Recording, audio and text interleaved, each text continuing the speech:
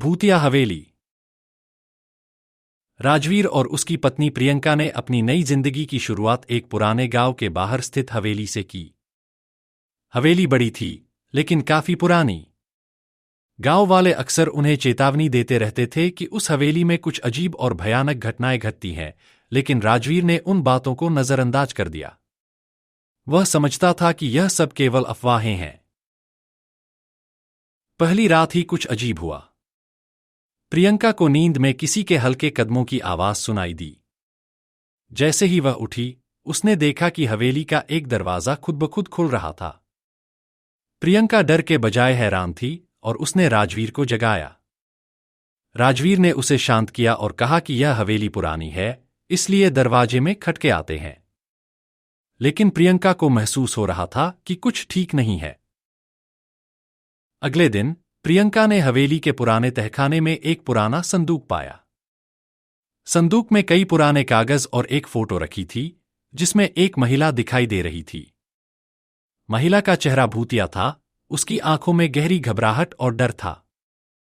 प्रियंका ने उस फोटो को देखा और उसके दिल में एक अजीब सा खौफ जाग गया। शाम को, जैसे ही सूर्यास्त हुआ, हवेली में अजीब सी खामोशी छा गई। अचानक प्रियंका ने फिर से वही कदमों की आवाज सुनी।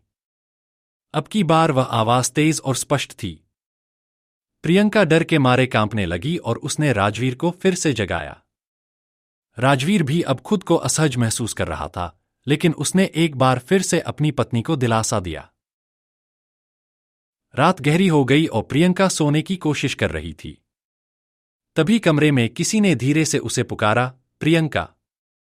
प्रियंका ने डर के मारे आंखें खोलीं और देखा कि वह महिला, जो फोटो में थी, खड़ी थी। उसकी आंखों में एक भयंकर आक्रोश था और चेहरे पर एक डरावनी मुस्कान। प्रियंका चीखते हुए कमरे से बाहर भागी, लेकिन हवेली के अंदर की हवा जैसे उसके शरीर को जकड़ने लगी। एक अनजानी ताकत ने उसे खींच लिया और वह महिला की ओर बढ़ने लगी। राजवीर, जो जाग चुका था, भागते हुए प्रियंका के पास आया, लेकिन वह महिला अब सिर्फ धुंधले रूप में दिख रही थी। प्रियंका की चीखें हवेली की दीवारों में गूंजने लगीं। अगली सुबह राजवीर ने प्रियंका को खोजने की बहुत कोशिश की, लेकिन वह गायब हो चुकी थी। हवेली पूरी तरह से खामोश थी, जैसे कुछ हुआ ही नहीं।